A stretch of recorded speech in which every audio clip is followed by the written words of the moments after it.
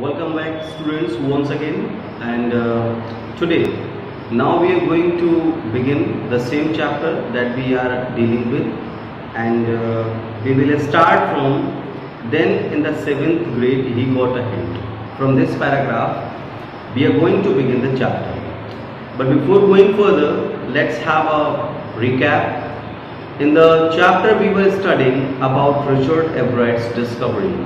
The chapter is all about science. It is a science fiction, so it will take a lot of time, a lot of concentration from your side too to understand the chapter better. If you want to understand the chapter, then keep calm and watch the video twice or thrice. Only then you will be able to get what the chapter is all about. I hope you are understanding the point. Okay, so now let's begin the chapter from the next paragraph. Okay, so then in the 7th grade he got a hint of what real science is. When Richard Everett reached to the 7th class, 7th grade, he understood what actually the real science. And how he understood? Actually, he entered a county science fair. There was a science fair in his county, and he participated in that fair and lost. He didn't get the prize. It was really a sad feeling to sit there and not get anything. Now Richard H. Everett is explaining his grief, and he is saying that it was really a very sad feeling as he was sitting over there and was not winning anything.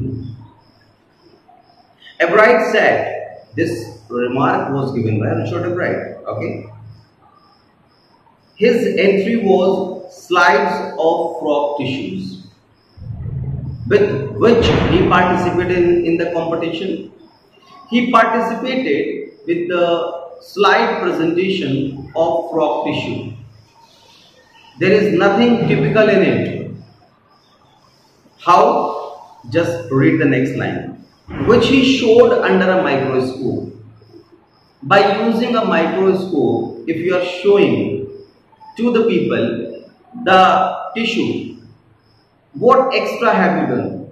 Nothing. So that's why he lost that competition. He realized, after losing the competition, he realized the winners had tried to do real experiment. And dears, this is not only about the chapter. This is all about life. If we want to get something, we will have to do the things differently. We will have to show ourselves. Like in the copy, we highlight some words, some phrases. Why? So that highlighter we will have to use in our life too, so that we can show the word that we are different from others. So which he showed under a microscope, he realized the winners had tried to do real experiment. Why the winners are called winners? Because they did the things differently. The winners had tried to do the real experiment. Instead of Richard Everett, like he just showed the things through microscope, the winners had tried to do real experiment, not simply make a neat display. You see, written over here. Instead of making a neat display, those who won that particular competition, they tried to do real experiment. And this I also expect from all of you, to do the things differently. Okay? Already the competitive spirit that drives Richard Everett was appearing. Now, he was not a common man. He cannot tolerate his defeat. So his competitive spirit, how can I lose? This question was there in his mind. And that's why that competitive spirit drives Richard Everett. It appeared once again in him, right? So I knew that for the next year's fair, I would have to do a real experiment, he said. Now Richard Ebright is admitting. He is admitting that if I want to win this competition, I will have to do something different. And that's why he also opted to do a real experiment like the other students, like the other participants. The subjects are now, how can you go for a competition? Like it generally happens, we used to send good batsmen at the beginning, good bowlers at the beginning. You also started to study, you also started to study with the subject that you like most, that you prefer most, with which you are comfortable most. Even we, the teachers, we also prefer to teach in which particular sector we are strong. First, we want to highlight, we want to leave an impression upon you all. And that's why we used to teach the things at which we have a very good command. So this not only followed by Richard Ebright, but we, the people, everybody, not only you but also us. Got my point? So now he will have to find out what is his strength. And the strength was simply the butterflies, with which he was spending near about 7 years. These 7 years mean a lot. If you have spent 7 years studying the same concept, same subject, then definitely you will have extra command over that in comparison to others. And that he did. Just see, the subject I knew most, the subject with which Richard Ebright was comfortable most, was the insect world, was the world of insects. And as he had been doing in the past several years, he was quite busy studying insects from last so many years, and that's why he was very comfortable with that. So he wrote to Dr. Urquhart for ideas. He didn't stop only that. He also asked for suggestion from his mentor, Dr. Urquhart. He wrote a letter to Dr. Urquhart and asked for ideas.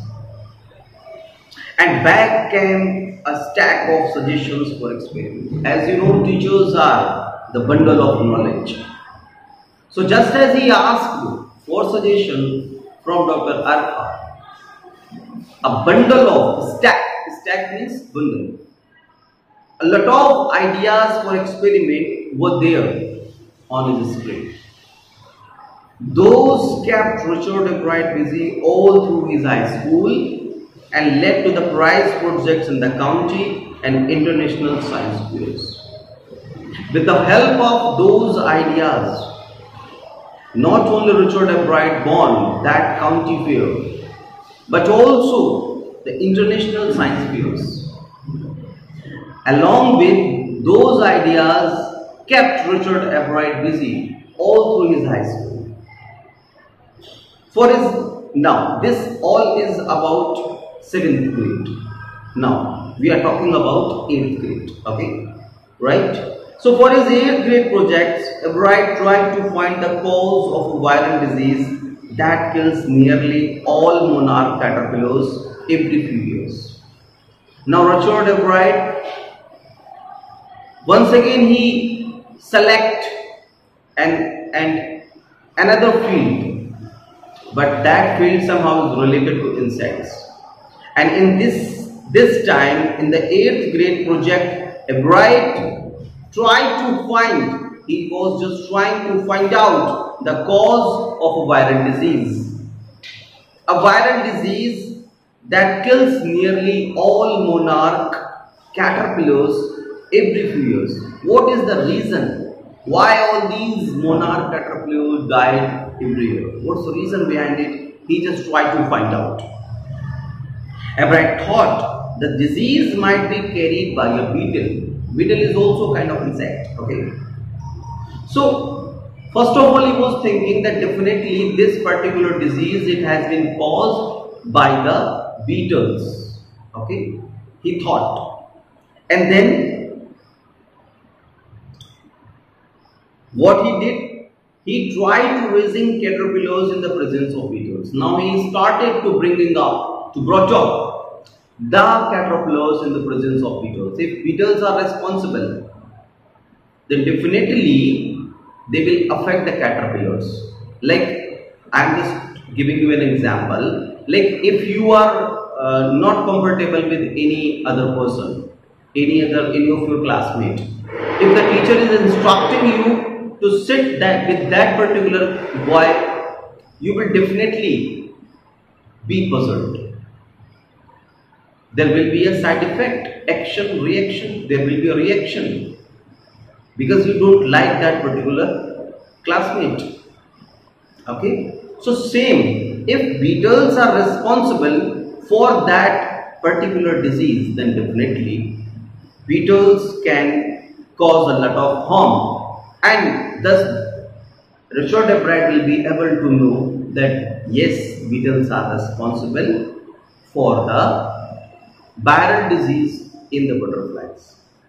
So what he did, I didn't get any real results.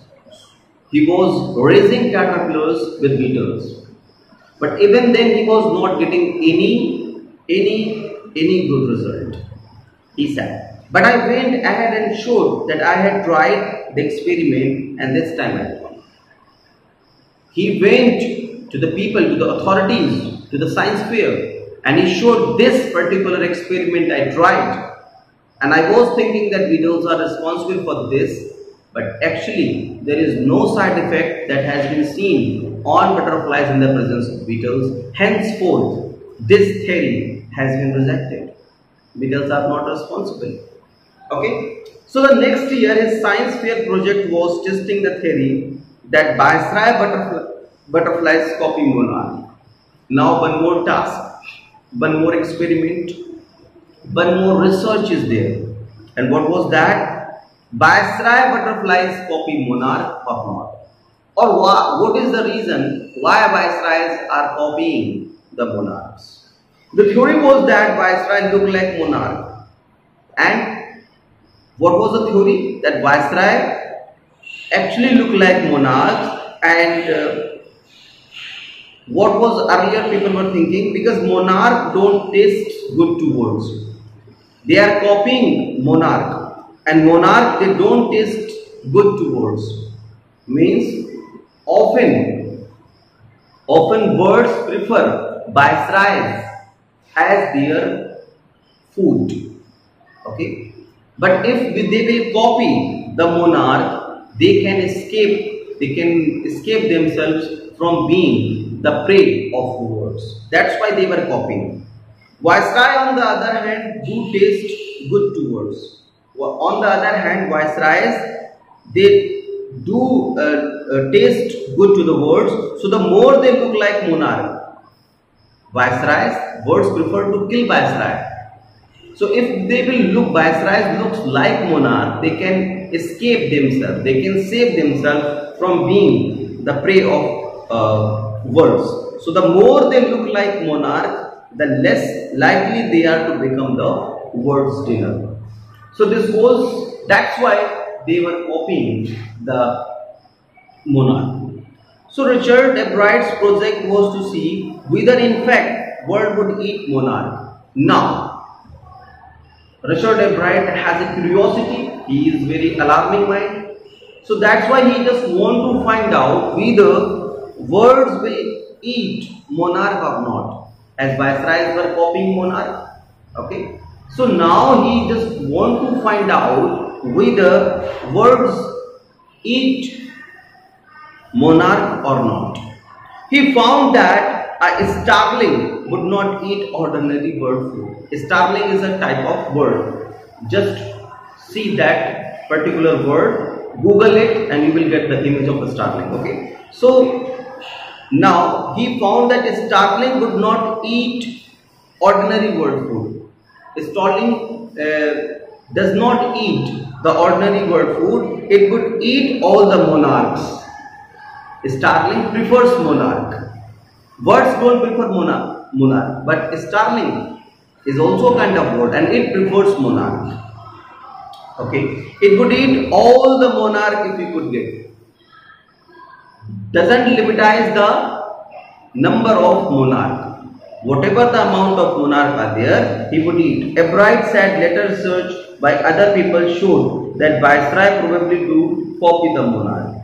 So the later research on this particular topic, they proved that, they showed that Viceroy probably do copy the monarch. Viceroy copy the monarch. This project was placed first in the geology division and third overall in the science county science fair.